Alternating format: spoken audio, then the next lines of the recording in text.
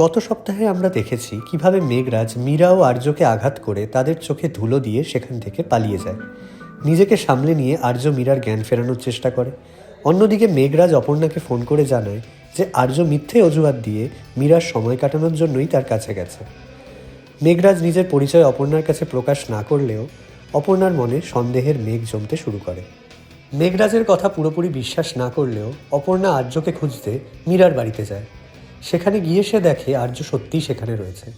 আর্য তাকে দেখে কিছুটা অপ্রস্তুত হয়ে যায়, আর অপর্ণা বুঝতে পারে মীরা ইচ্ছাকৃতভাবেই আর্যর কাছাকাছি আসার চেষ্টা করছে।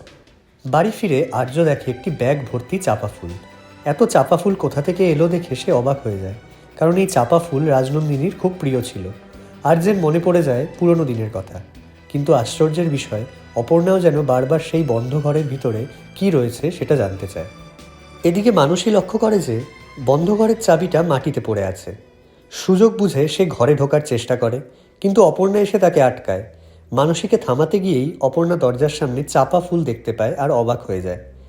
সমস্ত চিন্তা সরিয়ে রেখে অপর্ণা নিজেকে বোঝায় যে আর্য না চাইলে সে কখনোই সেই ঘরে ঢুকবে না, আর সেই কারণেই সে আর্যের হাতে রাজনন্দিনীর ঘরের চাবিটি ফিরিয়ে দিতে চায়। পরের দিন মানুষই সেই চাবিটা অপর্ণার হাতে তুলে দিয়ে বলে সব প্রশ্নের উত্তর ওই ঘরের মধ্যেই লুকিয়ে আছে। অপর্ণা আবারও স্পষ্ট করে জানায় আর্য না চাইলে সে কোনোদিনই সেই ঘরে পা রাখবে না। সেই রাতেই রাজলক্ষ্মী অপর্ণাকে সাজিয়ে তোলে আর জানায় আর্য তার জন্য একটি সারপ্রাইজের ব্যবস্থা করেছে। বহুদিন পর আর্য ও অপর্ণা একসঙ্গে কিছু সুন্দর সময় কাটায়। ঠিক সেই মুহূর্তেই আয়নায় অপর্ণা কারো একটা ছায়া দেখতে পায়। ভয়ে সে জড়সড় হয়ে যায়। আর্য কিছু বুঝে ওঠার আগেই হঠাৎ করে আয়নাটা মেঝেতে পড়ে ভেঙে যায়। এই ঘটনা দেখে অবাক হয়ে যায় আর্য। সে এবার রাজলক্ষ্মীকে জিজ্ঞেস করে তাদের সঙ্গে এসব কি ঘটছে, কেনই বা ঘটছে। রাজলক্ষ্মী জানায় এসবই রাজনন্দিনীর জন্য হচ্ছে। এরপর আর্য রাজনন্দিনীর ঘরে ঢুকে বলে অনেকদিন পর সে কিছুটা ভালো আছে।